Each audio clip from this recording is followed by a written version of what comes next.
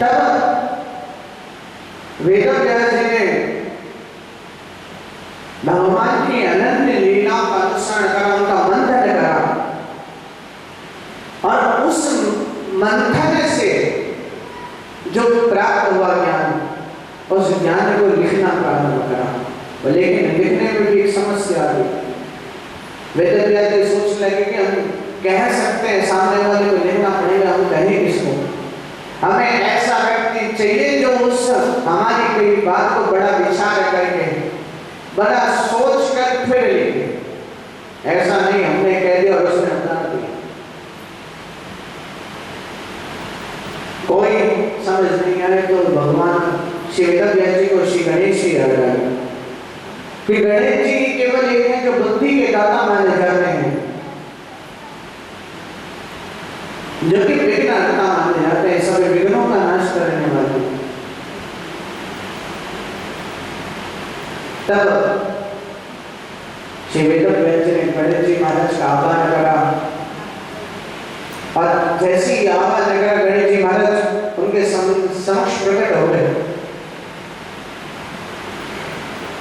तब वेदव्यास जी ने कहा कि भगवान, हमें बड़ी चिंतित अवस्था में, हमें ये चिंता बहुत देर से उलझाई जा रही है।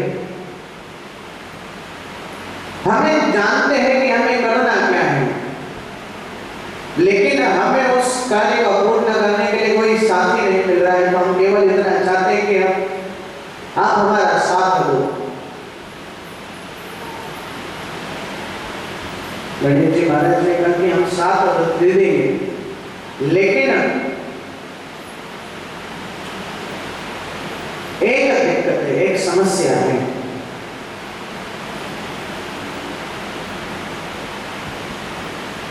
इसकी समस्या ये है कि आप जो कहोगे हम लिख देंगे, आप जो भी कहोगे हम लिख देंगे, लेकिन हम तब तक ही लिखेंगे जब तक आप कहोगे। जैसे ही आपने कहना बंद करा, हम लिखना बंद कर देंगे। तो वेदव्यास जी ने कहा कि भैया लिखना ही नहीं है, आपको हमने जो कहा है उसको बड़ा सोच विचार करना होगा, बहुत सोच समझ कर फिर आपको लिखना होगा। आप ऐसे ही नहीं लिख सकते।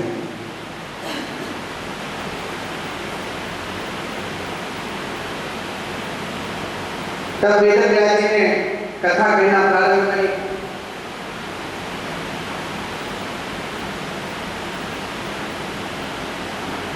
और कथा कहते कहते भी वेदव्यास जी गणेश जी को भी उलझा देते थे। वेदव्यास जी 99 श्लोक तक अच्छे से कथा कहते, एक जैसी निरंतर निरंतर कथा चलती रहती। उल्टा सीधा श्लोक कह देते कि गणेश जी को बड़ा विचार करना पड़े। भागवत जी में भी आप 99 तक पढ़ लो, अच्छे से आएगा, लेकिन 100वां श्लोक को जो भी आएगा ना उसका मतलब भी बदल जाता है, पूरा विपरीत मतलब हो जाता है। वहां पे भगवान को कई जगह नमस्कार किया जाता है। श्लोक कहा कुछ है वेदव्यास जी ने, लेकिन जब विचार विमर्श गणेश जी महाराज ने तो अंतिम में केवल ये चीज निकले, भगवान हम आपको नमस्कार नहीं कर सकते, बस इससे ज्यादा कुछ नहीं। इसलिए भागवत के प्रत्येक 100वें श्लोक में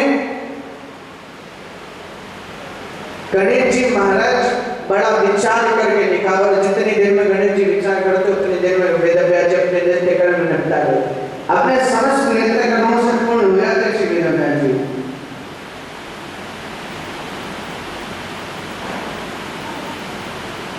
गणेश जी महाराज ने इसी महीने, अभी गणेश चतुर्थी गई ना, इसी महीने में लिखी भागवत जी को, 10 दिनों में ही लिखी है। गणेश जी के तो 10 दिन आते ना, चौथी से चतुर्दशी तक, इन्हीं 10 दिन। उसके बाद क्या आता है? पितृपक्ष। अभी पितृपक्ष चल रहा है ना, देखो कथा में बैठे रहने से काम नहीं चलेगा। हम पूछ रहे हैं, आप थोड़ा तो कहो ताकि हमें भी थोड़ा क्या चैतन्य हो। बैठने से फायदा नहीं है कथा में। कथा में बैठने से यदि फायदा मिल रहा हो तो हम भी बैठेंगे और आप भी बैठेंगे हो।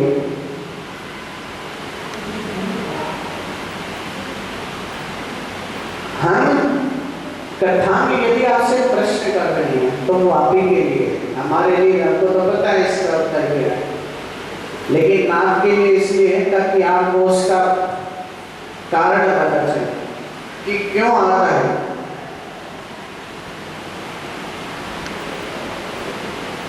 और क्यों ही इन समय में भगवान ने लिखे, अन्य भी तो समय है, उसमें भी लिख सकते थे।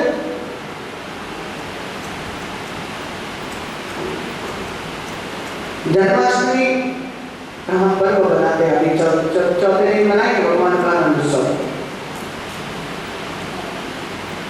जन्माष्टमी आती कब आती है? भादों में, है ना? हम भादों में मनाते हैं, लेकिन इसमें भी एक विपरीतता है। जन्माष्टमी के पहले राधाष्टमी आती है ना? राधाष्टमी पहले आती है ना, फिर जन्माष्टमी आती है, फिर बाद में आती है, बाद में। ऐसे बोलोगे तो हमें भी लगेगा चेतन में। उल्टी गाड़ी चलाने में आनंद है कि सीधी गाड़ी चलाने में? सीधी, है ना? उल्टी चलाओगे तो टूट जाएगी पीछे थोड़ी दूर जाकर। तो वैसे ही भगवान के बाद भगवान के प्रियतम सखी, भगवान की प्रिय सखी राधा रानी, है ना? है कि है? तो जन्माष्टमी में बाद ही राधाष्टमी आती है। तो राधाष्टमी से जो उत्सव चलता है ना, वो जन्माष्टमी पे आकर खत्म होता है। एक साल का उत्सव चलता है, जन्माष्टमी से जन्माष्टमी तक का उत्सव ये पूरा। लेकिन बीच में जो राधाष्टमी आती है ना, तब से मुख्य उत्सव चालू होता है। तो सुखदेव जी को भी पता चली एक रहस्य की बात कि जीवात्मा जब तक मनुष्य योनि में नहीं आएगा तब तक उसे किसी भी प्रकार की कोई प्राप्ति नहीं होगी। धन की चिंता करता है, अपने खाने की चिंता कर रहा है, पीने की, ओढ़ने की, पहनने की, सबकी चिंता कर रहा है, लेकिन मेरी चिंता कौन करेगा भैया? पीछे बना शरीर, तुलसी चिंता क्यों करे, पहले भजरत होगी। आपके प्रारब्ध में लिखा वैसा कि आपकी समय कहाँ जाना है, आपको कितने समय के लिए जाना है, आपकी अवधि निश्चित है, लेकिन उस अवधि में भी आप हरि का कीर्तन कर रहे हैं, हरि गुणगान कर रहे हैं, तो फिर वह समय सीमा बढ़ जाएगी।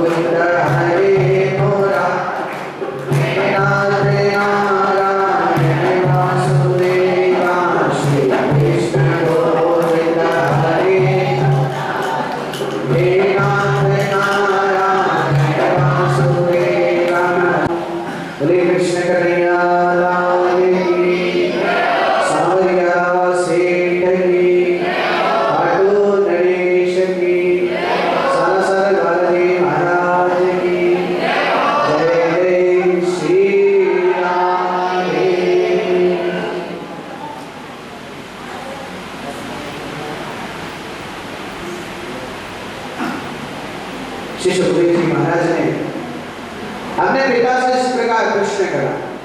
पिता ने उत्तर दिया कि किस प्रकार हमने भागवत की रचना करी, क्यों भागवत की रचना हुई और किस प्रकार इसका प्रचार प्रसार हो रहा है। श्री सुखदेव जी महाराज ने जब भागवत का ज्ञान ले लिया तब संत रूप धारण कर भ्रमण करने लगे। इधर भगवान भी इस धराधाम को छोड़कर चले गए और भगवान जब इस धराधाम को छोड़कर गए उस समय राजा परीक्षित का राज्य था। जैसे राजा परीक्षित का राज्य प्रारंभ हुआ उसी समय कलयुग राजा परीक्षित के समक्ष आया और कहने लगा, राजा मैंने एक बड़ी विशेष बात सुनी है कि आप बड़े दयालु हो, आप बड़े दयालु हो, आपकी शरणागति जो भी प्राप्त करता है उसे किसी प्रकार का कष्ट नहीं होता।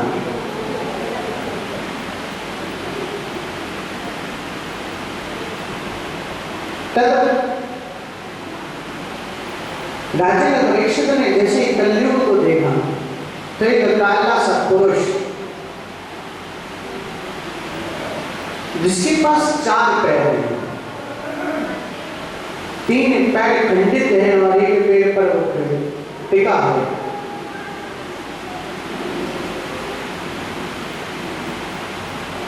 राजा परीक्षित ने कहा कि भैया तुम्हारे 3 पैर खंडित क्यों हैं, तुम तो 4 पैर वाले हो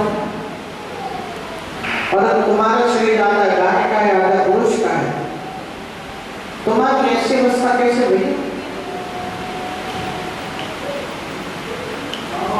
तब कलयुग कहता है कि राजा मेरे 3 पैर इसलिए खंडित है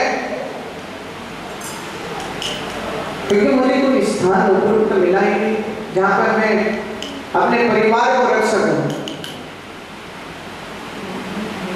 क्योंकि यदि मेरा परिवार सकुशल है तो मैं सकुशल हूं और यदि मेरा परिवार सकुशल नहीं है तो मैं कहां से सही रहूंगा।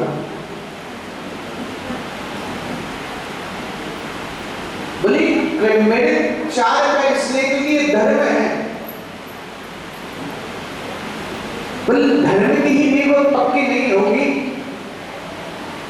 तो मैं जो 4था पैर हूं जो कि आगे आने वाले समय में बढ़ जाऊंगा तो वही कहां रहेगा। धर्म के 4 पैर हैं और कलयुग जो कि धर्म पर आगे आने वाले समय में सवार होने वाला है, तभी तो भगवान कलकी का अवतार होगा। क्योंकि धर्म उचित मार्ग पर ही नहीं होगा। बोले धर्म के 4 पैर हैं। बोले सबसे पहले दया, सबसे पहला पैर है दया, दूसरा दान,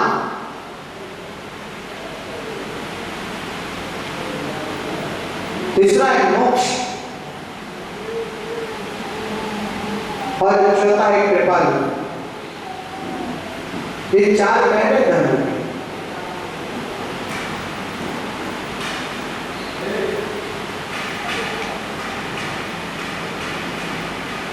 दया जिसमें दया भाव नहीं है वो धर्मात्मा नहीं है। हम दयालु कहते बड़ा दयालु भैया, जो सेवक आता है उसकी सेवा करता है, जो भी भिक्षुक आता है बड़ी भिक्षा देता है, बड़ा दान धर्म करता है।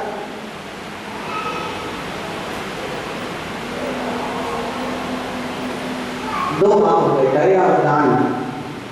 तीसरा मोक्ष।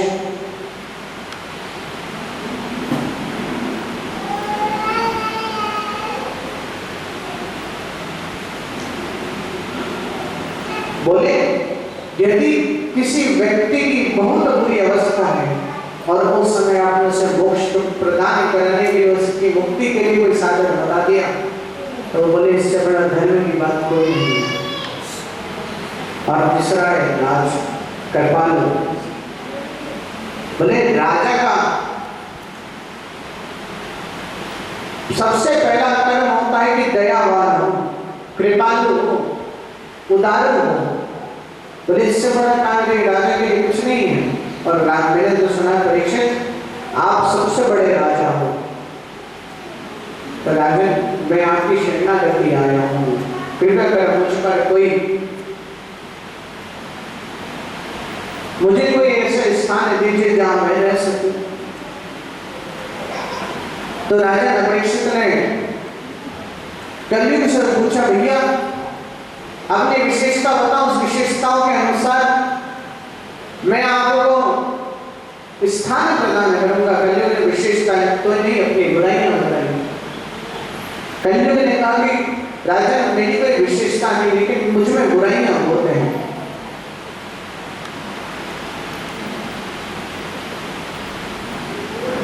बोले जब मेरा समय आएगा ना, तब व्यक्ति मदिरा पान करेगा, जितने भी गलत कार्य है वह सब करेगा, वैश्यावृत्ति रखेगा, धर्मपरायण छोड़ देगा, लोगों पर अत्याचार करेगा।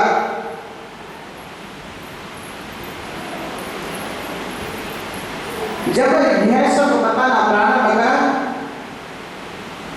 तब राजा परीक्षित ने कलयुग को 4 स्थान दिए,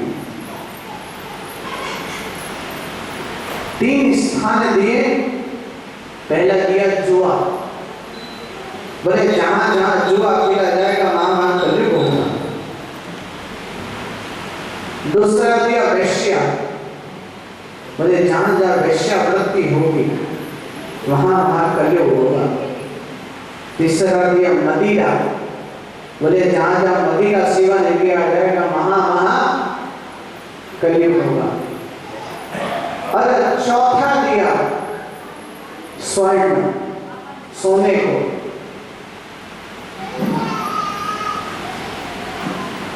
बोले सोने को क्यों दिया?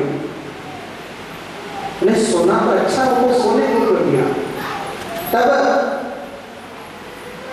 कहा कि राजा परीक्षित ने चोरी का जो भी सोना होगा उसमें कलयुग का वास होगा, यानी चोरी से लाया हुआ सोना। बोले जो भी चोरी से लाएगा या गलत तरीके से आया हुआ होगा, उन सब में कलयुग का वास होगा। इसलिए हम जब भी सोना खरीदें तो उसे हरि की शरण करेंगे नहीं। और यदि हम सोना खरीद के लाभ ऐसे धारण कर लिया तो मतलब कलयुग है उसमें,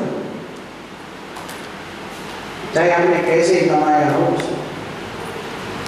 सोने को दिया कैसे ही सोना, लेकिन जब वो हरि शरणागति में हो जाएगा तो वो बोले पवित्र हो जाएगा, उसमें स्वयं हरि विराज देंगे।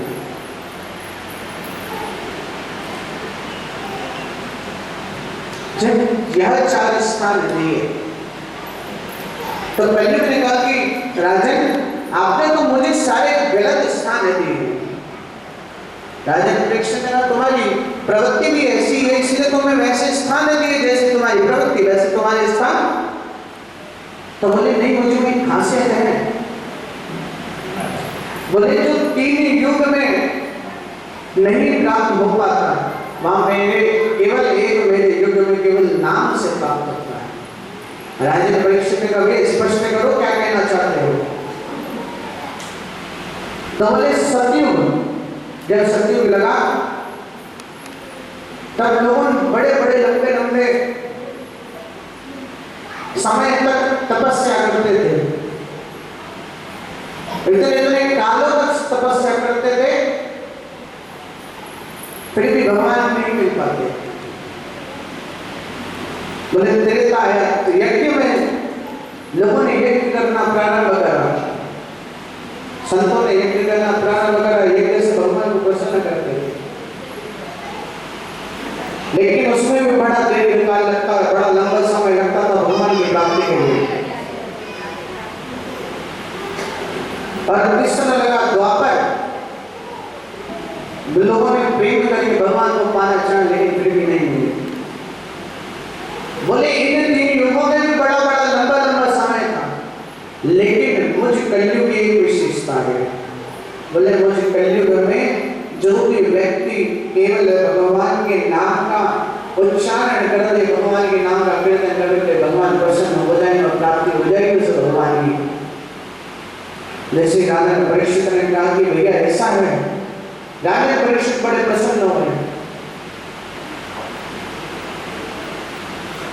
कलयुग को वहां से भेज दिया, जहां स्थान दिए थे वहां कलयुग का परिवार रहने लगा।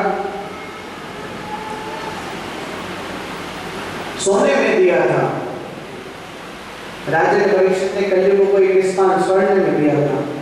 राजा परीक्षित के ही महल में भीमसेन का एक राज मुकुट पड़ा कर कलयुग जाकर वहां पर विद्यमान हो गया।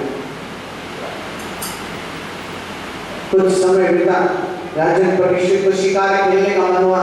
उस भीमसेन के मुकुट को धारण कर शिकार खेलने को गए। शिकार खेलने बहुत तीव्र प्यास लगने लगी, तो पास में ही कुटिया थी। उस कुटिया के बाहर जाकर बड़ी आवाज से किसी ने ये सवाल कुटिया के अंदर प्रवेश कर लिया। तो देखो एक संत समाधि में बैठे हैं, लेकिन सर पर कलयुग सवार था। तो मन में विचार बदल गया कि लगता है मुझे पानी ना देना पड़े, इसलिए ढोंग कर रहा है तपस्या का। तो बाहर आकर एक मृतक सांप के शरीर को उन संत के गले में डाल दिया, वहां से प्रस्थान कर गए। ये सब दृश्य ब्राह्मण बालकों ने देख लिया। जाकर सरोवर में खेल रहे उन संत के बेटे यानी श्रृंगी, पति को सारा वृत्तांत ज्यों का त्यों सुनाया।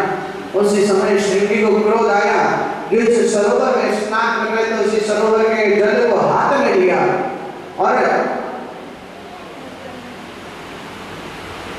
राजा ने परीक्षित को श्राप दे दिया।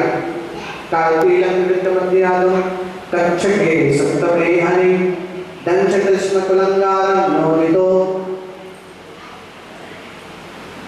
यानी आज से 7 दिवस में जिस कुल का, जिस भी वंश का वो सांप है, उसी वंश के सांप के द्वारा उस राजा को काट खाने के कारण वृद्धि हो जाएगी, डसने के कारण उसकी वृद्धि हो जाएगी।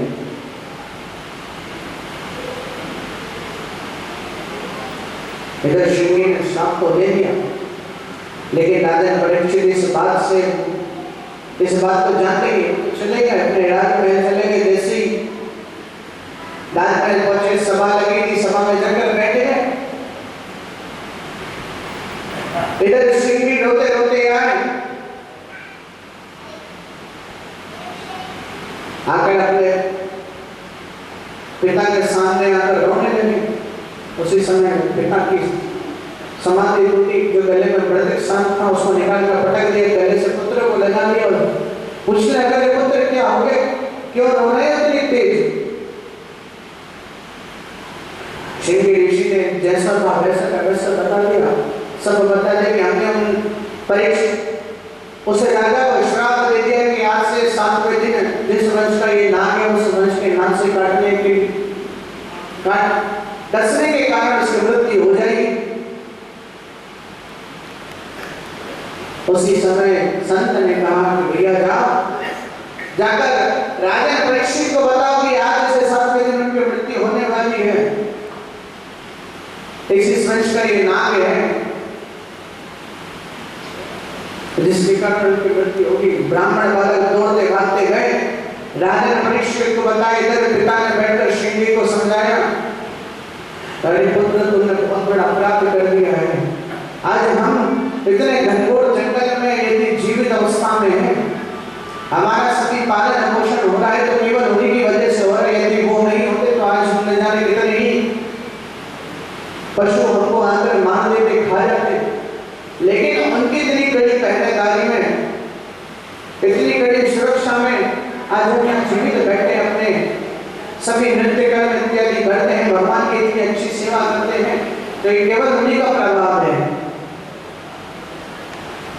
उधर ब्राह्मण बालकों ने जाकर राजा परीक्षित को बताया। राजा परीक्षित अपना मुकुट उतार ही रहे थे, ब्राह्मण बालकों ने जाकर सारा बता दिया।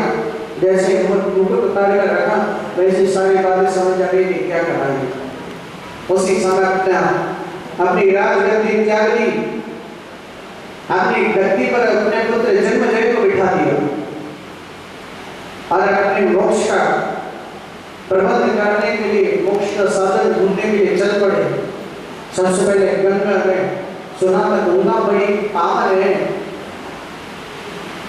इसमें स्नान करते ही सभी पाप कट जाते हैं और जब मृत्यु होती तब मोक्ष की प्राप्ति होती है। गंगा में संतुष्टि नहीं प्राप्त हुई। संतों के पास गए, संतों से पूछा भैया कोई साधन बताओ जिससे मुझे मुक्ति मिल जाए। कुछ नहीं मिला। तभी भटकते हुए सुखदेव जी महाराज दिखे। सुखदेव जी महाराज की शरणागति की, सुखदेव जी महाराज को अपना गुरु बनाया और कहा कि गुरुदेव अब मेरा केवल एक ही उद्देश्य है कि मेरा मोक्ष हो जाए, मुझे मुक्ति मिल जाए।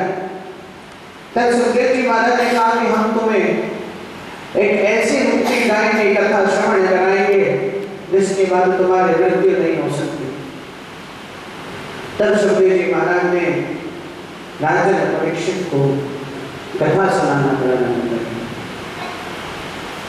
राजा परीक्षित ने भी प्रश्न करे। 88,000 ऋषि सूत जी महाराज से तो कर ही रहे, लेकिन राजा परीक्षित भी सुखदेव जी से प्रश्न कर रहे हैं और इसी शुभ परीक्षित संवाद को श्रीमद् भागवत कहा गया है। हम जब अंत में विराम करते हैं ना कथा का, सप्तम दिवस का विराम होता है ना, तो अंत में जब नाम संकीर्तन की महिमा आती है, नाम संकीर्तन का गुणगान किया जाता है, तो आखिरी में एक ही लाइन की जाती है, यदि शुभ परीक्षित संवाद श्रीमद् भागवत संहितायां विश्राम। क्योंकि ये शुभ और परीक्षित संवाद है, ये सूत ऋषि संवाद है। भागवत कोई साधारण ग्रंथ नहीं है, ये भी वंशावली की तरह ये चलती आ रही है। विष्णु जी से ब्रह्म को मिली, ब्रह्म से सनत कुमार को मिली, सनत कुमार से नारद को मिली, नारद से सूत जी को मिली, सूत जी से 88,000 ऋषियों को मिले, 88,000 ऋषियों में वेदव्यास थे, वेदव्यास से सुखदेव जी को मिली, सुखदेव जी ने परीक्षित को सुनाई, परीक्षित जी से ये प्रथा चलती आ रही है। 88,000 ऋषियों ने इसका प्रचार करा। राजा परीक्षित ने स्पष्ट कह दिया, गुरुदेव आप मुझे सब कथा सुनाना। मैं मना नहीं कर रहा आपको मुझे सभी प्रकार की कथा सुनाना, लेकिन जब मेरे गोविंद की कथा है तो उसका पूर्ण विस्तार कराना।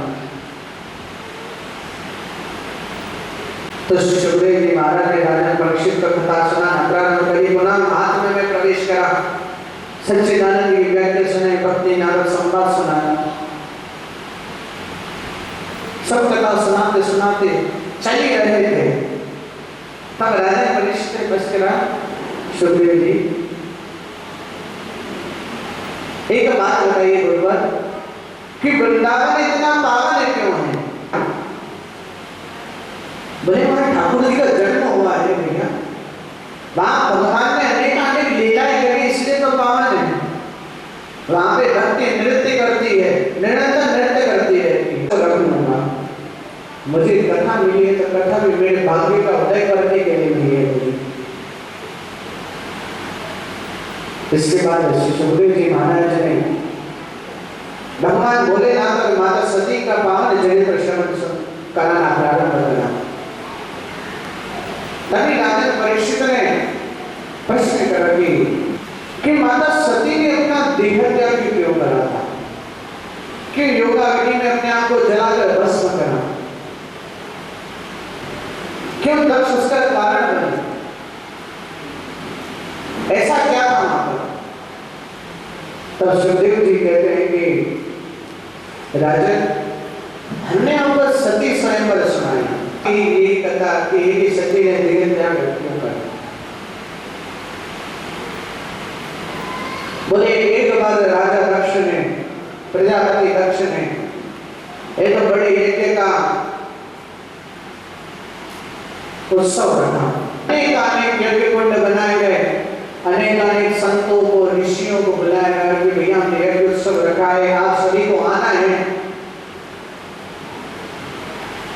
सबको बुलाया, देवादिदेव महादेव, ब्रह्मा, नारायण, इंद्र, अग्नि, वायु, सभी देवी देवता पधारे। देवादिदेव महादेव सभी को स्थान दिया। दक्ष प्रजापति आया, सबसे पहले अपने दादा को प्रणाम करा। नारायण दक्ष के दादा हैं, ब्रह्मा पिता हैं, और ब्रह्मा ने भी इसी प्रकार आशीर्वाद दिए। लेकिन जैसे ही महादेव के पास गए, ऋषि जाकर खड़े हो गए। महादेव दक्ष के जमाई हैं, सती के पति है, दक्ष की पुत्री है सती। जाकर खड़े हो गए, भगवान भी खड़े हो गए। बहुत देर तक खड़े रहे, दोनों ने एक दूसरे को प्रणाम नहीं किया। भगवान सोच रहे हैं कि हम त्रिलोक में बैठे इसलिए दक्ष में प्रणाम करेंगे, और इधर दक्ष सोच रहे कि हमारे जमाई में वो हमें प्रणाम करेंगे। दोनों ने एक दूसरे को प्रणाम नहीं किया, बहुत देर तक खड़े रहे। क्रोध आ गया। क्रोध में भगवान को, महादेव को अशब्द कहने लगे। दक्ष प्रजापति बहुत देर तक सुना, भगवान ने कुछ नहीं हुआ। लेकिन नंदी हो रहे हैं, भगवान ने बिठा दिया। भगवान ने नंदी का इशारे से बिठा दिया, भैया बैठ जा। दक्ष प्रजापति कहे जा रहे हैं भगवान को, बड़े भगवान भी सुन रहे हैं क्योंकि अपने से बड़ा मानते हैं, पिता सूर्य समान है, इसलिए कुछ नहीं कहा। लेकिन जब नंदी से कहा लेकर उठा और श्राप दे दिया दक्ष प्रजापति को। जैसे ही दक्ष प्रजापति ने नंदी को श्राप दिया, सब एक दूसरे को श्राप दिए जा रहे। आ गए भूत प्रेत, आ गए।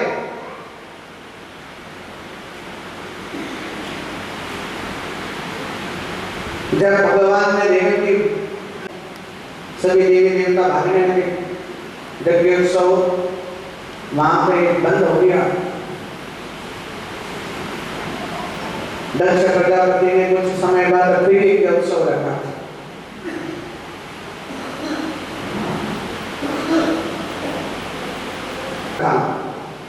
सबको निमंत्रण दिया, लेकिन इस बार देवादेव महादेव और सती को निमंत्रण नहीं दिया।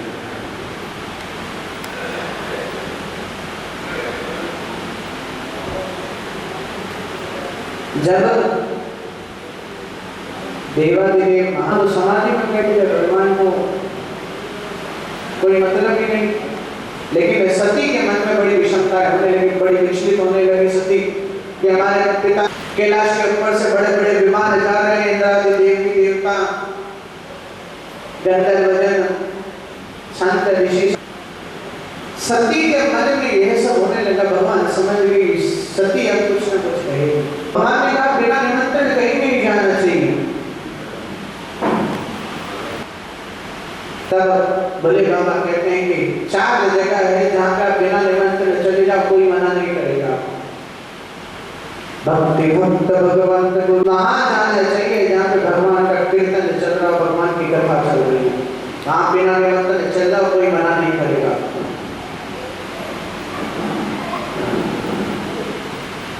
बोले दूसरा, जहाँ पर आपको भक्ति का निमंत्रण दिया गया, कीर्तन का निमंत्रण आपके पास तक पहुंचा हो, भक्त मानकर गया, बड़े भैया बड़े भक्त हो, आपको भक्त मानकर निमंत्रण भिजवाया गया कि भैया वो उनके पास निमंत्रण लेके आना, भैया बड़े भक्त है भगवान के, वो आएंगे तो आनंद आएगा। बोले तब जब अपने या अपने ऊपर बड़ा भारी दुख आया हो और आप भगवान के पास जा रहे हो, तब भी कोई आपको रोकेगा नहीं। जहाँ उसने देख लिया कि आप भगवान के मंदिर भी जा, क्योंकि गुरुदेव के पास आप गए हो तो कोई ना कोई कारण होगा, तभी आप गए हो अपने गुरु के पास। भले 4 स्थान से निमंत्रण आए तो ठीक है, नहीं आए तो भी यहाँ पे आप इधर बोले चले जाओगे ना तो किसी को कोई समस्या नहीं होगी। और अन्य किसी के घर जाना तो निमंत्रण का भैया इंतजार करना चाहिए। और यहाँ पर आपके स्वयं के पिता हैं, हम जमाई हैं, उन्होंने हमें निमंत्रण नहीं दिया। माता मिल गई, माता की दृष्टि बड़ी मुक्ति आई है, अपने आप को बड़ा रोका लेकिन नहीं रोक पाई। बहनें थी, बहनों ने तो जाकर गले लगा दिया सभी को कि हमारी दीदी आई, हमारी बहन है।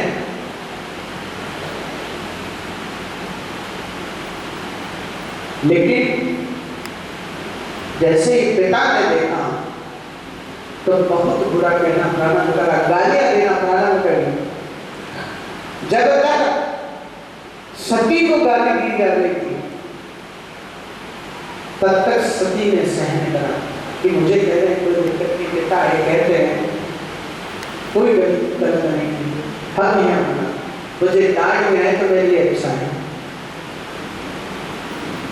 लेकिन जैसे पति की बात है, जैसी दक्ष प्रजापति ने महादेव को गाली देना प्रारंभ कर अशुद्ध कहने लगे, सती से रहा नहीं गया।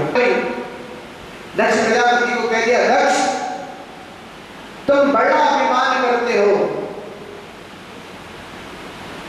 जाओ, तुम्हें इस यज्ञ का अभिमान है ना कि मैं इतना बड़ा यज्ञ करवा रहा हूं, जाओ मैं तुम्हें श्राप देती हूं कि तुम्हारा बड़ा यज्ञ विध्वंस हो जाएगा।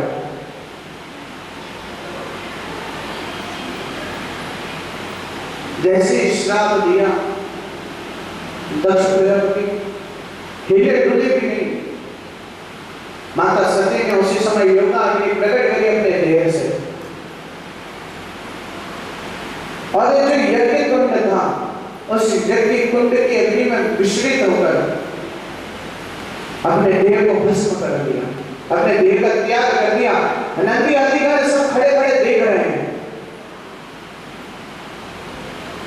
जैसे नंदी आदिगणों ने देखा कि माता ने यज्ञ अग्नि और योगा अग्नि को दोनों को मिश्रित करके अपने देह को जला लिया है, उनसे रह नहीं गया, रोते बिलखते हुए कैलाश पहुंचे।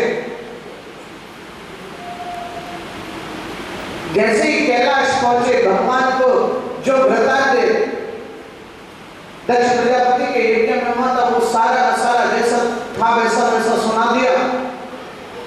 भगवान क्रोध में इतने हो गए, उसी समय अपनी जटा तोड़ी, एक पत्थर पर पटकी, पत्थर से एक विशालकाय काला सा पुरुष प्रकट हुआ।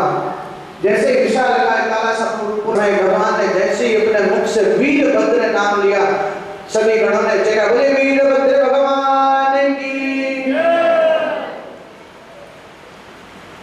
वीरभद्र प्रकट हुए, जिनके एक हाथ में खड़ग, एक हाथ में त्रिशूल, एक हाथ में वज्र, और न जाने क्या क्या है, पूरे हाथ में शस्त्र शस्त्र भरे, और इतना विशाल का स्वरूप, गणों ऊपर सर उठा के देख रहे हैं, इतने विशाल का है वीरभद्र। भगवान ने आज्ञा दी, वीरभद्र जाओ दक्ष के यज्ञ का विध्वंस करो, दक्ष प्रजापति के धड़ से सर को अलग कर देना। वीरभद्र ने भगवान की आज्ञा मानी, इतनी रफ्तार से जा रहे कि जो मार्ग में भूत प्रेत आ रहे थे वो भी उन्हीं की गति में विचलित हो गए, ऐसा भवंडर सा बन गया। और जैसे ही यज्ञ मंडप में प्रवेश करने जा रहे थे, उसी समय यज्ञ मंडप के बाहर भगवान नारायण आकर खड़े हो गए। भगवान नारायण ने वीरभद्र को रोका कि वीरभद्र तुम अंदर प्रवेश नहीं कर सकते हो, दक्ष प्रजापति ने हमसे वचन लिया है कि आप मेरे यज्ञ की रक्षा करोगे। वीरभद्र ने भगवान को कहा कि आपके आराध्य का आदेश है, हम प्रवेश तो करेंगे, आप रोक नहीं सकते। जैसे नारायण ने अपने आराध्य का नाम सुना, नारायण ने पीछे हट गए। वीरभद्र ने यज्ञ में प्रवेश करा। जैसे यज्ञ में प्रवेश करा, जितने भूत प्रेत भगवान शिव के गण थे और सभी ने दक्ष के यज्ञ में आक्रमण करा। पूरे दक्ष के यज्ञ का विध्वंस करना प्रारंभ करा। जितने भी कुंड थे वह सब नष्ट कर दिए। ऋषि संत जो यज्ञ मंडप पर बैठे थे उनके धड़ को काट दिया। कुछ संत देखकर भाग गए। जितने सैनिक थे वो सब मारे गए, सेवक थे सब मारे गए। जैसे वीरभद्र ने देखा दक्ष प्रजापति भाग रहे हैं, दक्ष प्रजापति के सामने आकर खड़े हो गए, इतनी तेज छलांग लगाई। उसी समय दक्ष प्रजापति के धड़ को सर से अलग कर दिया और धड़ जाकर सीधे यज्ञ कुंड में गिरा। सिर जाकर सीधे यज्ञ कुंड में गिरा, धड़ वहीं गिर गया।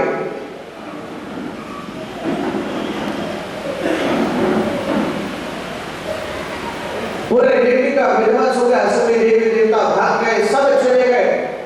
जो यज्ञ उत्सव का आनंद था वही वह शमशान के स्वरूप में दिख रहा है। जगह जगह मृत धड़ पड़े हैं, जगह जगह खून है। यज्ञ मंडप जो यज्ञ का स्थान है जहां पर यज्ञ हो रहे थे वो सब टूटे फूटे हैं। और वीरभद्र के पूरे शरीर रक्त रंजित शरीर हो चुका है। भूत प्रेत आदि गण सब किसी न किसी के शरीर का कोई ना कोई अंग अपने गले में डालकर घूम रहे, कोई कमर में बांध के घूम रहा है, किसी ने हाथ में सर ले रखा है। देखिए सब पूरा विध्वंस हो गया है। सभी देवी देवता भगवान भोलेनाथ के पास गए, भगवान की स्तुति करी, भगवान को मनाया। भगवान जाइए वीरभद्र को रोक लीजिए, अन्यथा वो पूरी सृष्टि को संहार कर देगा। बड़े बनाने के बाद भोलेनाथ गए, वीरभद्र को रोका। वीरभद्र को जैसे ही रोका भगवान ने कहा कि बोले बाबा दक्ष प्रजापति को पुनः जीवित कर दीजिए, क्योंकि ये सृष्टि की रचना करें, ये पुनः जीवित हो जाए।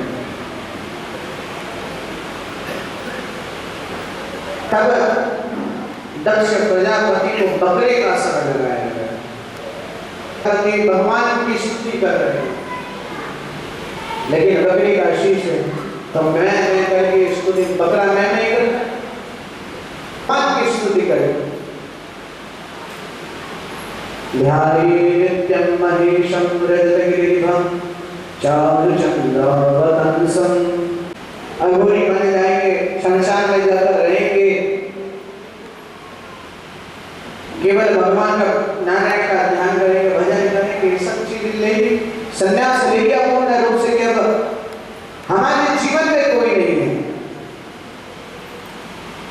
लेकिन उसी समय इधर हिमालय के गर्भ में, हिमालय के गर्भ में माता पार्वती का जन्म।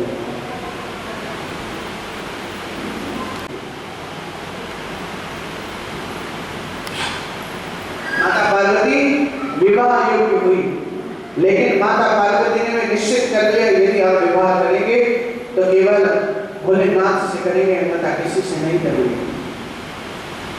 सती का भी ये निश्चय था कि हम विवाह करेंगे तो भोलेनाथ से करेंगे, अन्यथा नहीं करेंगे।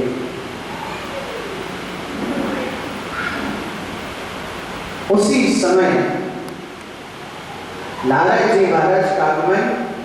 नारद जी महाराज ने कहा कि पार्वती, भोले बाबा ऐसे मानने वाले नहीं हैं, उन्होंने तो प्रण लिया है कि हम किसी से विवाह नहीं करेंगे, और वो अभी किसी कंदिरा में बैठकर तपस्या कर रहे हैं।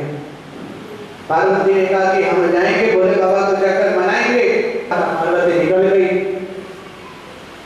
भगवान की चतुर्मास सेवा करी, 4 महीनों तक सेवा करी। बोले बाबा जिस कंदिका में बैठे थे वहां का पूरी सभा भगवान की समाधि पूर्ण हुई। भगवान ने नेत्र खोले, देखा एक स्त्री है जो भगवान की सेवा कर रही है, सामने इतने फल रखे हैं, इतने। भगवान ने पूछा देवी आप कितने समय से यहाँ मेरी सेवा कर रही हो? ये सारे साफ सफाई का काम है, ये सब चीजें आप कितने समय से कर रही हो? पार्वती ने कहा कि भगवान हम चतुर्मास हो चुके हैं, हम रात दिन केवल आप ही की सेवा करते हैं, आप ही के मंत्र का जाप करते हैं, और कुछ नहीं काम है।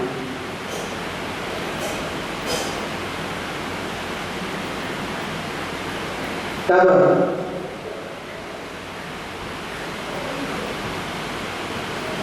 भोलेनाथ ने पार्वती को कहा कि वचन मांगो, वरदान मांगो, क्या चाहिए? पार्वती जी ने कहा कि हमारी तो केवल एक ही हमारी इच्छा है कि हम आपको पति स्वरूप पा सकें। और कुछ भगवान की प्राप्ति के लिए जब पार्वती जी ने कहा तो भगवान ने कहा कि अभी आपकी समय, हमारी प्राप्ति का भी आपका समय नहीं आया है, आपको तपस्या करनी होगी। तपस्या के बाद जब हम आपसे कहेंगे वरदान मांगो, तब आप हमें मांग लेना, हम वरदान में आपको दे देंगे। जैसा भगवान ने कहा था वैसा माता पार्वती ने कहा 100 वर्षों तक तपस्या करी। जब 100 वर्ष पूर्ण हुए, माता पार्वती प्रसन्न हुई। माता पार्वती को बोले बाबू प्रसन्न हो गए। तब माता पार्वती से कहा कि वरदान मांगो। बोले बाबा ने माता पार्वती को वरदान दिया, लेकिन वरदान देने के बाद माता पार्वती ने भगवान के सामने एक शर्त रख दी। माता पार्वती ने कहा कि हमने वरदान मांगा है आपको पति स्वरूप पाने का, आपने हमें वरदान दिया, लेकिन हम चाहते हैं हमारे जैसा जिस पद्धति से विवाह होता उस पूर्ण पद्धति से हमारा विवाह होता। आप हमारे घर बारात इत्यादि लेकर आओगे, वरमाला होगी, सभी चीजें होगी। जैसी एक साधारण पुरुष स्त्री का विवाह होता है वैसा ही हमारा और आपका विवाह होगा। भगवान ने कहा कि देवी आप हमें यहाँ बड़ी दुविधा में डाल रहे हो, हमारा श्रृंगार कौन करेगा? हमने देखा है कि साधारण पुरुष भी बड़े श्रृंगार करके आते हैं, हमारा श्रृंगार कौन करेगा? हमारे पास तो कोई है भी नहीं सेवक। आपके पास इतनी दासियां, हिमालय की पुत्री इतनी दासियां हैं, आपके पास आपका श्रृंगार तो कोई भी कर देगा, हमारा कौन करेगा? हमारा श्रृंगार करने वाला भी तो हो। माता पार्वती ने कहा वो हम कुछ नहीं जानते, जो भी करना है आपको करना है। भगवान गए, नंदी सिंगी आदि भगवान के जो सेवक हैं उनसे कहा कि भैया ऐसी ऐसी दुविधा है।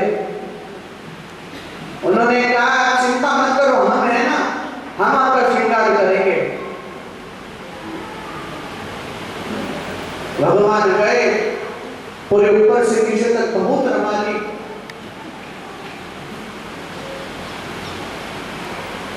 जैसे ये आकर बैठे, श्रृंगी नंदी और जितने भी गण हैं उन्होंने भगवान का श्रृंगार करना चालू करा। यहाँ पे 2 भाव बताए जाते हैं कि भगवान कितने सुंदर दिख रहे हैं, भगवान का श्रृंगार किस प्रकार हुआ है। और घंटा से लेकर नीचे अंगूठा तक भगवान ने पूरी बहुत रमा रखी है। श्रृंगार के लिए कुछ नहीं मिला। पैर के सामने से भिक्षु जा रहा था, भिक्षुओं के भगवान के कुंडल बना दिए, कानों में लटका दिया भिक्षुओं को, गले में बांसुरी, नाग तो बैठी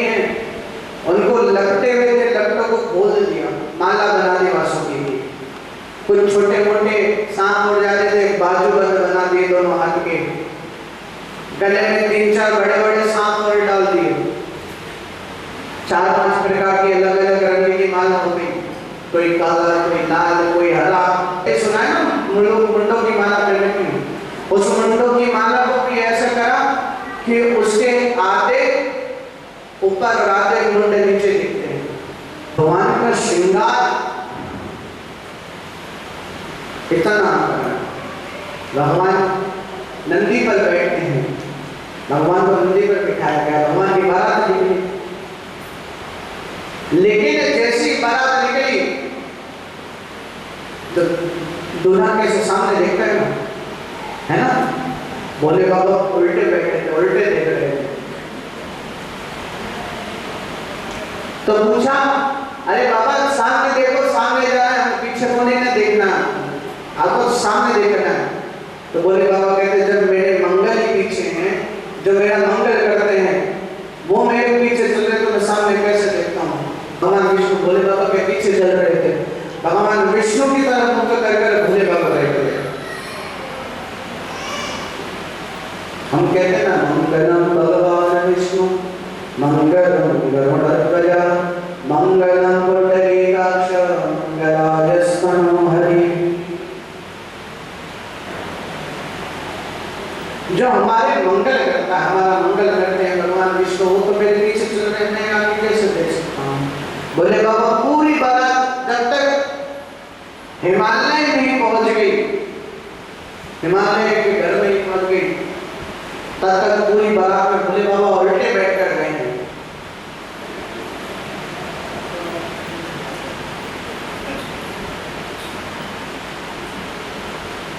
द्वार है ना, द्वार पर भेंट मांगी जाती है, माता आई, तिलक काढ़ा, तिलक की भेंट मांगी। तो अनुमान लगाइए क्या दिया होगा, भेंट में क्या दिया होगा। भोले बाबा का शिकार इन चीजों से हुआ, तो भेंट में क्या मिल सकता है ज्यादा से ज्यादा, चंद्रमा दिया, गले में मंडों की माला, अपने की मंडों की माला निकाल के दे दी होगी ज्यादा से ज्यादा, सर्फ दिया बाबा, कुछ नहीं। गले में बासुकी सांप थे, बासुकी सांप को निकाला, थाली में लेकर के रख दिया, लो हमारी तरफ से भेंट है आप सबके लिए। जैसी वासुकी को ले जाकर वासुकी नाग भी खड़े हो गए फन फैलाकर, और जैसी वासुकी नाग फन फैला कर माता जी मूर्छित होकर नीचे गिर गई। वो खड़े हो गए, वो लेटे गए नीचे, मूर्छा आ गई, पानी डाला, सब चीज कर ली, माता जी उठे नहीं। बोले ऐसी भेंट मिलने से अच्छा तो मर जाओ तो ज्यादा अच्छा है।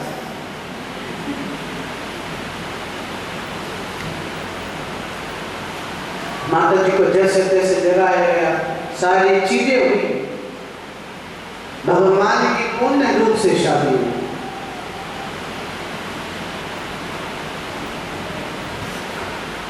तब राजा परीक्षित ने कहा कि गुरुदेव आपने मुझे सब सुना दिया, भगवान का विवाह भी करवा दिया, सब चीज करवा दी, लेकिन जो विवाह में लोग आए थे आपने उनका तो वर्णन किया ही नहीं, कोई साधारण बारात नहीं थी। हमारे यहाँ 100 लोग आते हैं, वहां पे पूरा संसार आ रहा है।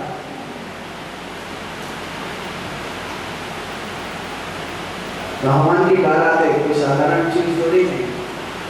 विष्णु भगवान की शादी हुई थी तो समुद्र मंथन हुआ था, तो सारे देवी देवता थे, यहाँ तो पूरा संसार है, भोले बाबा की बारात है।